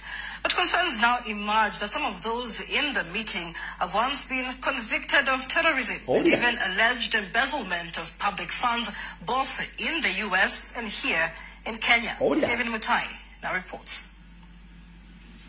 On Thursday, 16th January, a team of U.S. politicians arrived at State House, Nairobi, hosted by President William Ruto, among them lawmakers from the state of West Virginia, Roland Roberts and Jack Woodrum, as well as the former Congressman Mark Daly. Conspicuously present in one of the pictures but not mentioned by the president was Albino Abwog Madem, who is a politician from South Sudan. Some of these men have controversial backgrounds, allegedly involved in criminal activities that landed them in trouble with law enforcement agencies. Abwog Madem was in 2022 adversely mentioned as being part of the beneficiaries who allegedly received hundreds of millions of shillings in 2020, monies paid out by the county government of Nairobi to former Lugari MP Cyrus Jirongo in compensation for land that was in the custody of the county government over a defaulted loan of 19.8 billion shillings. Tetugenda wala nnyo. Kati ba Twitter warriors munemba mutegedde nti abasajja beebo kitegeeza mugenda kutegeera kyemulina okukozesa Twitter. Tugenze maaso. Kati ono yennyini yabaddeko Roland Roberts yagambye bw'ati, due to the sin Bob Mendes ono be bamu ku baali mu lukwe n'agamba due to Senator Bob Mendes' convictions on all 18 counts of bribery, extortion and abuse of office, using unjust sanctions against various individuals and nationals, most recently Madam Speaker of Uganda, Anita Among, for not blocking anti-gay LGBT registration. Those unjust sanctions should be rescinded immediately. Kati mwebake. Sidetano information nga sina evidence na chi. Oyo. Kanzire wano. Mwenna ba Twitter warriors. Bana abasajja baagala kujjawo sanction za Anita Among. Nga bwe yabagamba mu parliament nti yalina kyalindiridde okukola. Kati ono ali mu bana babiri bana abasatu abo. Bonna nga obalaba abo. Bonna bano. Bavunanibwa emisango ku international level. Kati ono muna Kenya yoligo babaga nti embezolinga billions of money oyo muna Kenya. Kati ono yesadolini omulaba. Kati ono bebano. Kati ono yawandiise message njengendo basomera nga defending Anita Among mama lususu kanji basomere muwulire. Iyi no one. Mujira bulungi nnyo iyo tweet. Kati agamba bwati. Mutegere bano kibaliko. Ba Twitter warriors mwenna. Ba coordinators, ba chapter leaders, mwenna ba activists ku social media mugende ku X. Mulumbe mu 7 Anita Among mutegeeze ensinti bano bafere badiringa nabo. Wulira message yawandiise. Ku mukutu gono Roland Roberts yagambe bwati. Due to the Senator Bob Mendes' conviction on all 18 counts of bribery, extortion and abuse of office, issuing unjust sanctions against various individuals and nationals, most recently to Madam Speaker of Uganda and Anita Among for not blocking anti-gay, anti-LGBTQ registration or regulation. Those unjust sanctions should be rescinded with immediate effect. American corruption must end if we want to be safe, free and prosperous. Kati yetimu eyo jemwala bye yaze kati batwit masema muganda ge masaba Faustini Shama Uganda ba chapter leaders ba coordinators Mr. President whenever you want ba member parliament mwenna ba opposition aba national platform eno video yale mu political wing party ya ngebulange mengo njimaze guno gwe mulimu gwo mulino kola butubaga ebintu bino mugenda kwewunza nga bafuka bana guno gwe mulimu gwe bino kola bachama no C5 chama no C5 bakansala mwenna bali ba parliament mwenna gwe mulimu bino kola kati sazi no genda ku Twitter o counter attacking anita amongi no bufere bana abasajja balina kibazimba mu Uganda mutajja kutegeera mukitegedde bulungi nzo kwange nkoze kati ndoza mutegedde kiki lwacha abasajja bazze one nga sinava wao ababbi abali mu Uganda abafere aba NRM bakozesa omukisa guno soko sibe wakati gwe wenna eyakula ne jjajjaawo nga jjajja ayingidde emyaka 8 jjajjo yayingidde emyaka 8 ebiseera bisinga Windows ziika kati Windows bwe ziika jjajja yeerabira jjajja afuna entondo jjajja asobola okwogera buli kyama kyonna kyalina kyali akwese jjajja akkiriza buli kimu ekikyamu n'ekituufu buli kimu akikkiriza kati mu kaseera kano Yoseeri yayiika Windows yeerabira kati ababbi bakozesa guno omukisa okukozesa Yoseeri buli kintu kyonna ekyofere ekyobubbi mu ggwanga Uganda kubanga ye mumulaba atambula nenga ye taliiwo mulaba kifaananyi kitambula kikozesa nga scarecrow abamanyi scarecrow bwe bunyonyi oba buddole bwe bateeka mu kasoli ba mu muwemba ba mukyere empo nekafuwako nekenyenya kati ebinyiroza nti waliwo omuntu waliwo ali mukyere kumbe tewali kati Museveni bamukozesa nga scarecrow naye ye taliiwo mufu kati yenna yali akozeeko nejjajja ng'oli myaka egyo manya bana abasajja kye bakozesa Museveni kufuna maanyi nakuba byabugagga bya Uganda kuba Museveni yetta taliiwo yayiika Windows mwena bakozere okujja nga tewakula na jjajja okumyaka egyo 8 bajjajja basinga obungi babayise Windows ye advantage Museveni gyakozesa ye advantage ababbi gye bakozesa ye advantage Muhoozi gyakozesa ye advantage amajege gakozesa ne police okubba buli kimu ono yayiika Windows to remind you this fenna tuli kuno nga sinagenda wali Yoseeri yagenze mu United Arab Emirates e Dubai n'agamba nti agala muule ssente n'atuula n'ayagajjala neyeegaziya nga kamuja eri ku malaalo which is okay kubanga tali bulungi bolo yenge n'ebitundu ebisigadde tebiri bulungi alina kutuula ng'ayagajjadde bw'ati kati ekizibu ekiriwo kiri bwe kiti essente zo tagenda zifuna era tewali kibamusuubiza kibagenda kukola mu Uganda mbuuza lwaki njagala ombuuleyo projekiti yemu gyewaludde nti gavumenti ya United Arab Emirates oba kabaka wa United Arab Emirates bwali bukozeko projekiti mu Africa oba mu nsi yonna nga budonatinze ssente oba nga bulina projekiti bukoze nga bugenda gifandinga njagala oluddeyo projekiti yemu kwe muli kuno Museveni kwoli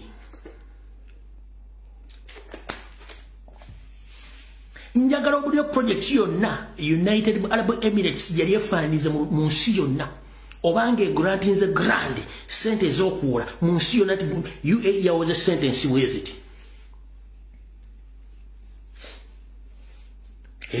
yagenza nti bano ababbi bavuga Museveni mutwala mu kintu kyatamanyi. That is a dead walking man bano bakozesa United tesobola kuwa Uganda domuno gwa kasuli in terms of donation, a grant or loan. Obokola project yonna yabalemo kola mu 1987 nga mwaka ja mugenda jikola ti 40 nga babateka ko sanction muri babbi. And I'm here to remind you all politicians in Uganda, time is over. Why? Ensi je mugenda mu United Arab Emirates yazimbiwa mu Uingereza, mu America na mu Israel. Bobo ina sanctions okuva mu America, ku Uingereza ne mu Europe. Gorozo genda omulabu ya kuwe sente azufu. He will welcome you nga gwakola kubanga yoli wita president, but nothing he can do with you. Taina kyasobola kola. Delegation yagenze yonna mwabadde mugenze kunaabira mu sitensi ne kwejjako byokola ekitasoboka. Era akimanyi mukwatasire muzinvesting awo tajja bagana kubanga government bwekyuka abeera mmane yane ane anmie mie kyekiringa ne Switzerland.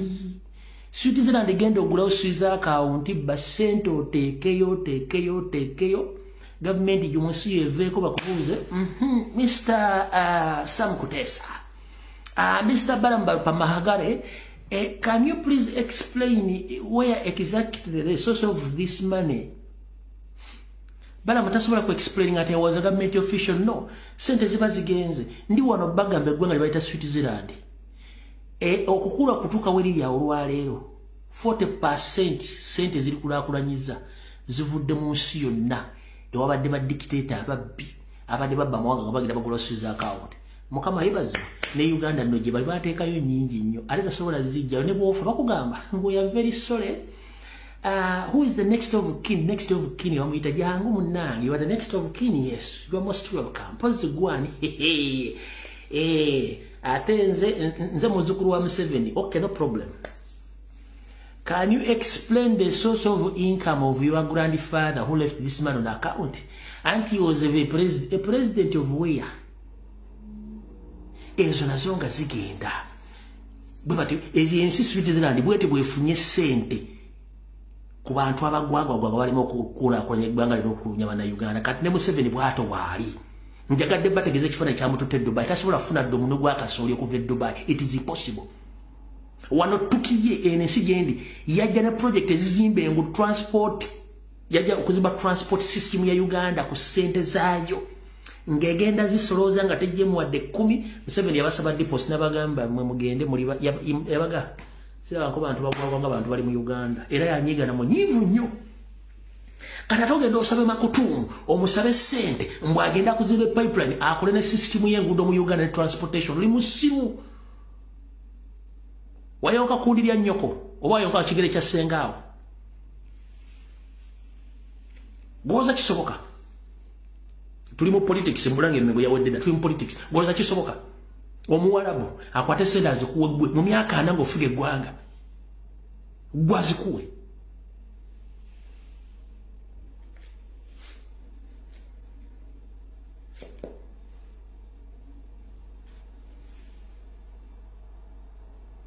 kati kyekizima n'abasajja kibalina bino byonna ebyokutta n'okuwamba abantu mu Uganda bakikola kubanga pressure ebali mbuli maawa. Pressure ebali mbuli maawa. Gwe buli kyokola kyolowooza nti si kyamaanyi kikankanya Museveni kubanga akimanyi twamugamba nti Museveni muganda wange tugenda kutegeeza nakulagula wano. It was me at the time I told you that you will die slowly in a very painful manner or in the very painful way, and you are observing it right now. China chigamba kubikola bili byokoze bana nakugamba Museveni ovya kufa mpola mu bulumi ngatalia kubye sasi wabula ng'ofa bulumi ng'ofa mpola olw'ebikola bili byokoze bana Uganda bose botulugunyiza mu ngeri ogenda kufanga akagere kakuluma akakongovule kakuluma obulima abukuluma guno omukolo kati wafuse salibongo otambula oli bwoti ng'oyagala okutegera nti tokyalina kyoli bwagenze Dubai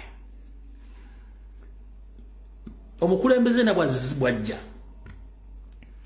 emmotoka zimukima direct kurani we wali nyonyi we parkings emmotoka zi Mercedes zanne zimutwala olya era bwobanga ofulumye gye babadde bakuyise emmotoka zikusanga ku mulyango eza VIP ne zikuvuga mpaka ku kisaawa ku State House gy'ogenda naye musajja mukulu olwavudde mu kiconference bakutambuza kilometers meka bakutuse mu VIP wing y'ekisaawa watulanga bakudimininze yeyo VIP gyo badde ofuna luli obadde ng'okyali bantu bakutegera nti gwe president wa Uganda yeyo VIP gyo badde ofuna emmotoka zibadde zikukimanga kuki akurani wa kwenyini ku kisaawe ne zikutwala mu lubiri lwa president oba gy'oli era emmotoka zibadde zikukimanga okutwala okuze ku kisaawe naye kati twakulabya ozunga ovudde mu kiwolo kiba ne baleka bakutambuza mukungujjo bakuyisa mu VIP n'ogenda n'otambula gwe tokiraba nti bakutegedde nti tokyalina mulamwa.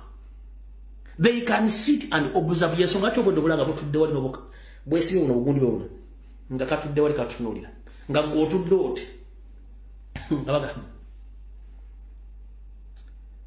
laba no waloza temumanyi myaka anoofuga ensi kati oze tukuwe sente ffe Omuwarabu amanye ebintu ebi oba tobimanyi bulijjo kambi kubuulira. Omuwarabu kyasinga okumanya asinga kuyingiza so si kufulumya.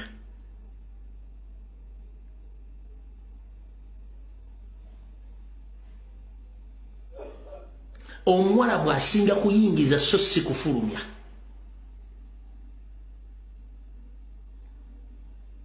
Kati gwagenda kuyingirizaamu ki era akufulumize ku ki?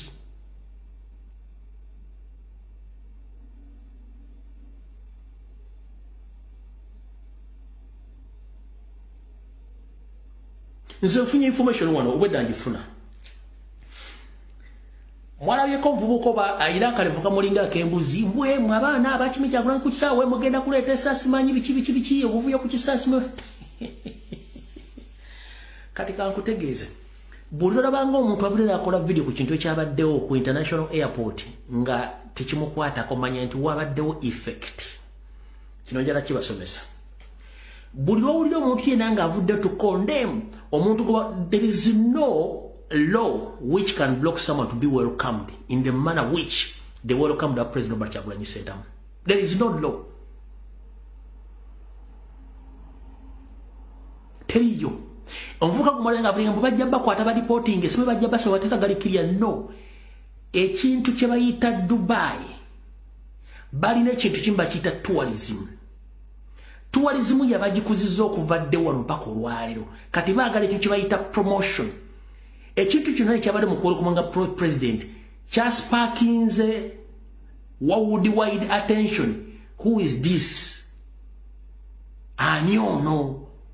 Gotochimenti ekyatuuse Dubai nga baniza Kyagulanyi kiina abantu bekyaleddooga naye kangedeko Dubai. Naye embuzi yaze bagisindise ejeyo ngere kuba tekimanyi. Kati nzola okuva jjo ofuna information. Naye intelligence right Kampala gyeri batusobabuuza.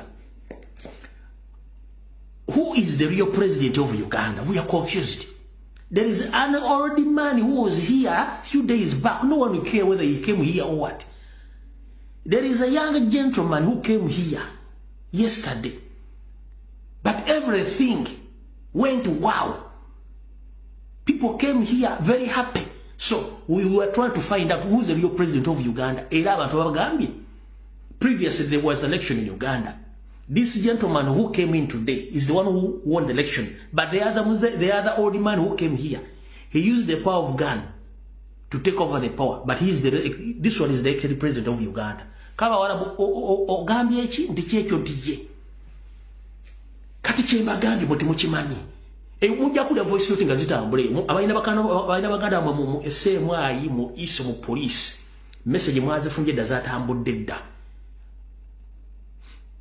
Message zatambudde dda. Nti omusajja babuza abawala abo be Dubai ani president wa Uganda omutuufu. Wabadde omuzeeyi yabadde wano naye omuzeeyi oyo buli omu yamutunda ekyamulinga essalambwa lyanseeke. The only difference into the yabadde abaza betadde obuntu mu matu buno sime buno busime bu security wasimanyi bu security sime bawita batya sime buki. Naye ng'ono ye alifiri n'abantu bazze kulaba abantu be. That's the difference between. Kati mujja kitegeera gwalina muganda mu SMI mu iso mu eso buli kimu buuzo mugambe lumbi beeyogedde ku Sande bituufu banedda nga tebannabuuza kani president wa Uganda omutuufu. Ate okumanya abantu bano wamu batuutu era bagenze Dubai batuse Dubai bandiko kolagana embassy temukkiriza Kyagulanyi bantu kumukunganako batyo simanyi empira kugitegeka mujimirize buli kimu information tibadde mugiragi. Lwaki bwoga nti mutemutya nga ne watali bwa mwagala fugirayo kye kyande kibayimiriza function z'abaana ne bategese bana Uganda. Kitegeeza muli mu kutya okw'amaanyi ennyo. Mujja kiwulira nga ne nabo gisimu fungi teyagenda bba tujja banyonyogera kubanyonyogera. Omanye DJ bwakola ki? Bwamekisinga simbe babiyita batya ebintu bibiri banyiga bino ne bikyusa amaloboozi ebyo. Biba spinning ebyo. Tujja ba spinning mpola tujja banyonyogera mpaka omunatuka munakitegeera. Kati buno obaka information ina nyingi naye mujja kitegeera. Kati njala soka kuyisa obaka buno bugende wa mukulu Felix Kulayigye.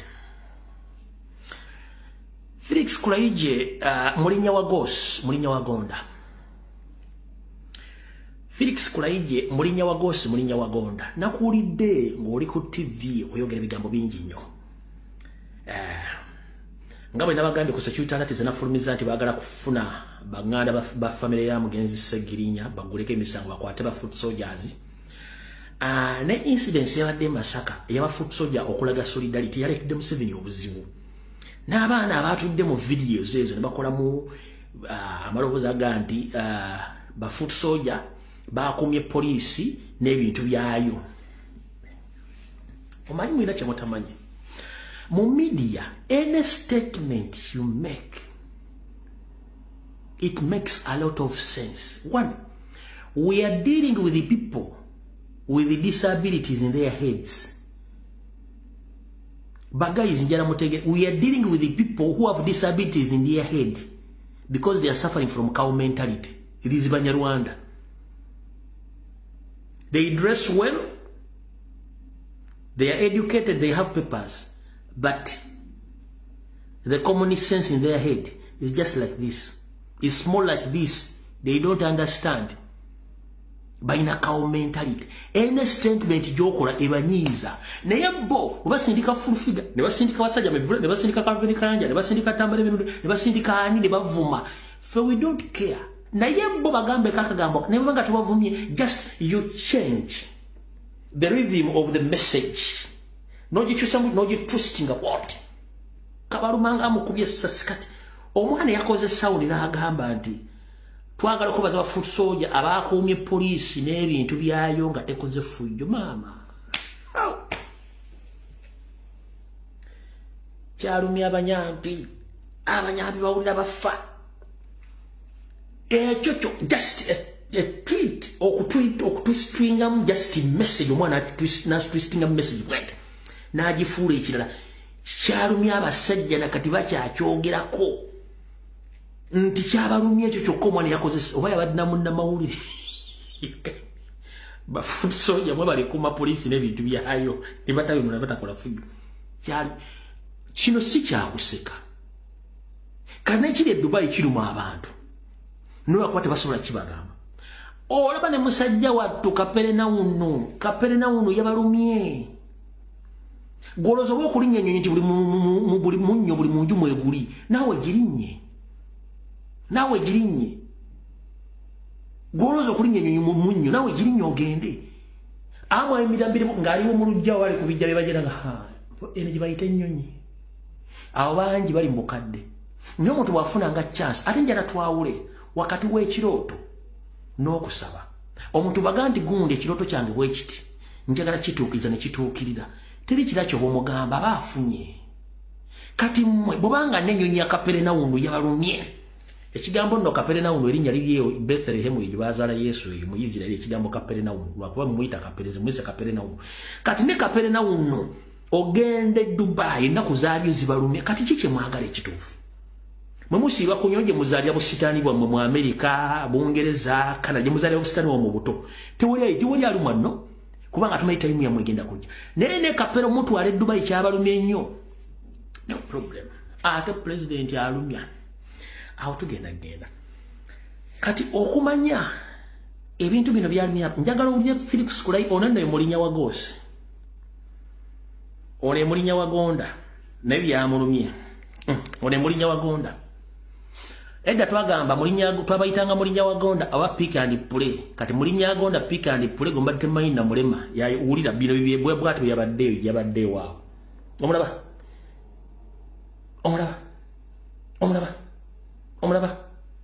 Nothing to do. I have to go. Nothing to do. I have to go. Yoyo mulinya Gos Felix Kulaije. Yoyo. Olubuto lumulinga entumu ya kasasiro lumukulembedde mbona yagamba agenda ku demonstralwane. Kamukuddize muwulire enmaye kulika akayimba saagala kutalinya. Huyo. Nothing to do. I have to go. Nothing to do. I have to go. Oyo mulinya wa Ghost. Pick and play. Yoyo. I know olubuto lunene luzibu. Omulaba. Kati omwami oyo yagambye bwati. Wulira. yagambye bwati sagala aseka temuseka tuli mu serious issues sagala aseka yagambye bwati obwana buli eyo kati buli eyo butolina kyotugamba tetwagala kumanya gemu ekyuse gemu gyalimu ebukomansingi gemu y'obwana gyeyogerako kapira kikibasamba kesimanyi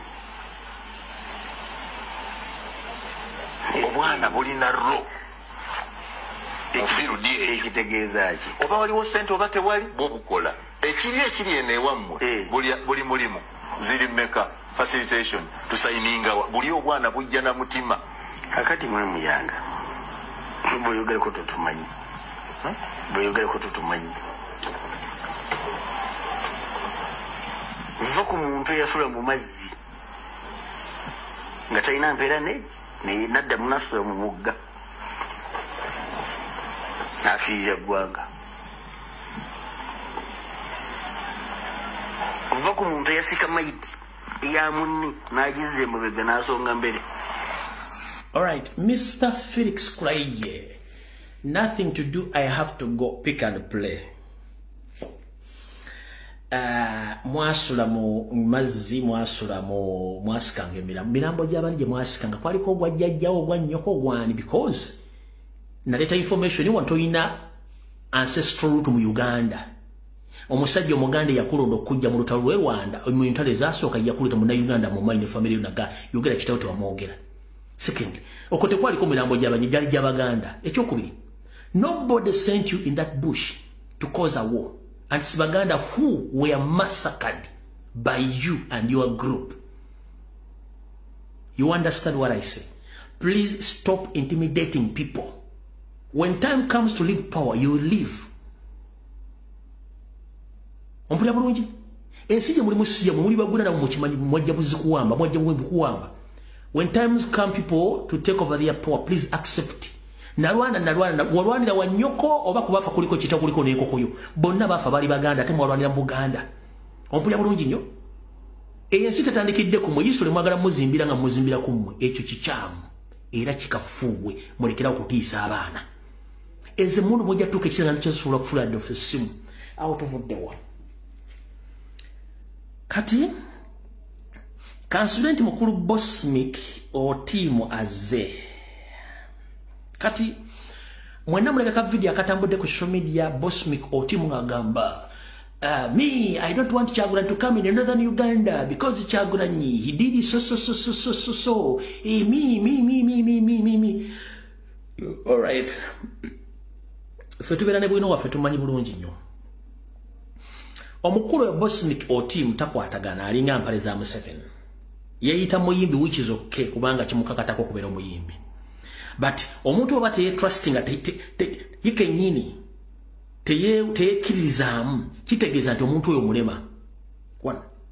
Omukulu ono yava mu kkala y'entuufu y'enviiri n'azookya nazifuuka za oba za kkala kisizimanyi oba za kkala kisizimanyi nga muyimbi. Kati mu kusooka bwe badde wasali musali yabawadde ssente to cause commotion and chaos. Before nga sindazanya video yemula gy'ekyakiri babadde bawadde ssente ye ng'omuntu ajja akole fujja ayogere ebigabo bingi nnyo eby'okutiisatiisa. Mr. Bosmic otimu, let me tell you one thing. Before I play these videos of yours intimidating Bobi Wine and Nope not to come in the northern part of Uganda, I'm telling you this. We are in the country known as Uganda. We are all Ugandans. We are free to move in each and every part of Uganda freely. First and foremost, you are coming from the northern part of the country. Am I right? Yes. The northern part of Uganda is mostly occupied by the northerners who are black in color, which is okay. But you forgot that the man who confusing you is General Salim Saleh Akandana, who is not a Ugandan, is a Somalian by origin. He came there to overtake each and everything which was meant for you, people from the other part of Uganda. If I may ask, Have you ever sat down and asked yourself such question that what happened to the Northerners? And who massacred and who killed the people of Northern Uganda? And who is exactly Kony? Kony is Museveni. Alsila Kwena is Museveni. You haven't asked yourself such questions. Now you are shouting around, supporting Museveni and Salim Saleh. The mission as to why Salim Saleh is there to take each and everything which belongs to the Northerners. Right now, as we speak, the Karamajong comrades or the people in Kalamajongs, most of them, they have been killed by Museveni and his family. And all their belongings, they have been taken by Museveni's family, including Salim Saleh. Right now, Museveni has his own agents, which are led by Anita Amongi and Mokula. They are the one now occupying the eastern part of the country, taking orders, killing, ordering who's to kidnap or who's to be killed. Olokechu was killed by Museveni himself. Jacob Olanya was killed by Museveni himself and other comrades. There are some people who have been living in diaspora recently who came to challenge Museveni. But unfortunately, they made a big mistake of meeting Museveni few months back. All died because of due to poison. But you are given money by Salim Saleh to intimidate Bobby and that they shouldn't come in the northern part of Uganda. As who? You are just a mere person, just a single person. But first ask yourself, does Salim Saleh belongs to the northern part of Uganda? Is he among you? You are betraying your fellow northerners because slowly by slowly, now Salim Saleh owns almost 60% of the northern part of Uganda, where you just come out to yap because you are given money. Mr. Bosim Otim, I'm here to inform you, go slow. There are so many Ugandans who are suffering right now. They are there situated in South Sudan due to the intimidations and the ongoing kidnaps because of Salim Saleh and Museveni and his family. We and in Bugatti were trying to fight against Museveni, but you are full at your age. You fail to understand who is killing Ugandans and who is misleading Ugandans and who is misusing the taxpayers' money. You are just here misleading yourself at your age. Mr. Stop your stupidness of IST order. You can't intimidate Robert Chagulanyi Ssentamu and you can't stop him from going around the country. You don't have that audacity because you just shout for your family and for yourself. You don't represent the Northerners. They are facing a lot of challenges, but you can't even come out to mention or to talk about those challenges. There are ongoing kidnaps, killings, and taking over the properties of the Northerners, but you even can't come out to mention each and everything, but you are just here shouting. This message goes direct to you. Stop your nonsense. If you were drunkard at the time we recorded these videos, Mr. Style Up. Struggle basiru tukoyo basiru bokutusirwa kanzanye mu video muri musajjo naye bifonga tanavayo kwasama basoso mu lutalo lwa nsimbi ndio kenzanye ka video kano luno lutalo mu luwulire bulungi nnyo.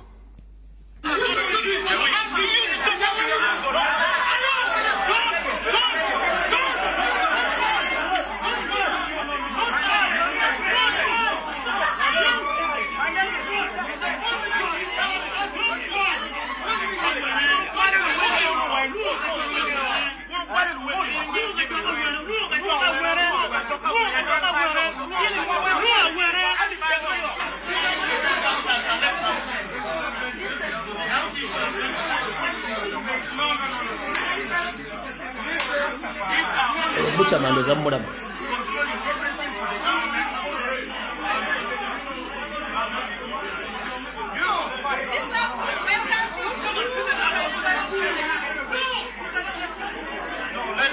Let's get time to talk. Not now, not now. No, I'm thinking him. I'm also a leader.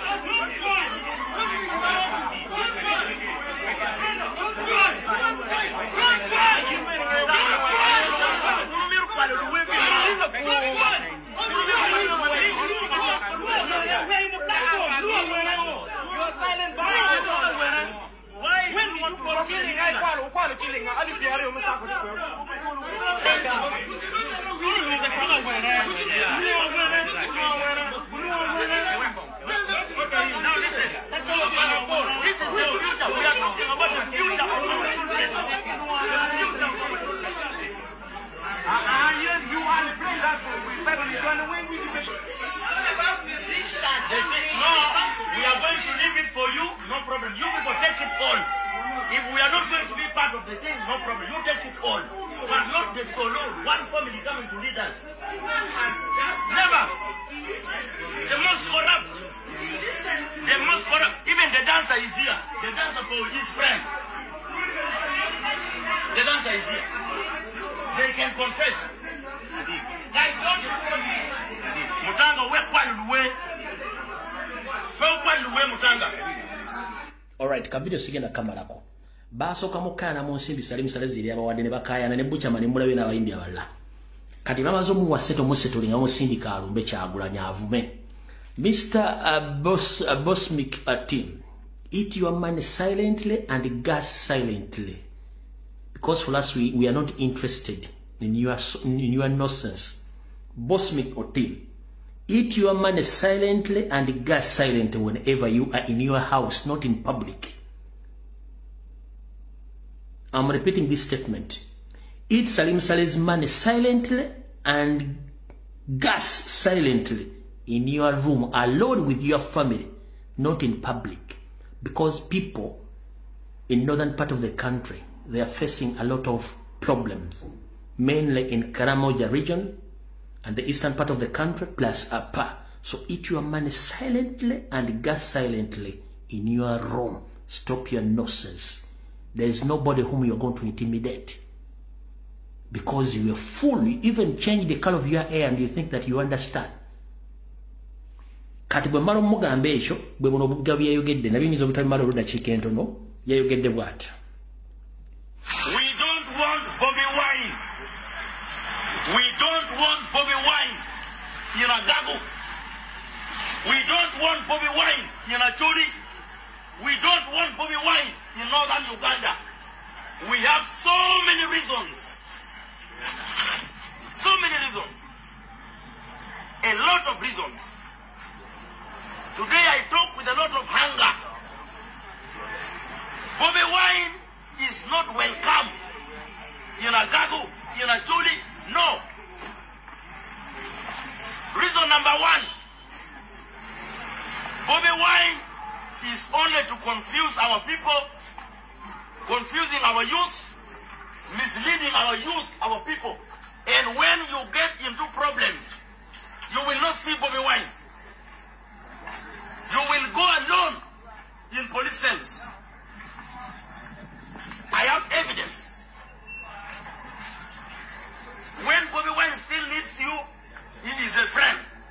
But once you are in problems, you will not see Bobby Wine. You will not. The best example is here. Boss Miko team is the one who brought People Power Noob in northern Uganda. Boss Miko team is the one who brought Bobby Wine, and we went everywhere in northern Uganda. But you also, what happened to Boss Miko from Gulu? Blood, real blood all over my body. Once you are in problem, you don't see Bobby Wine.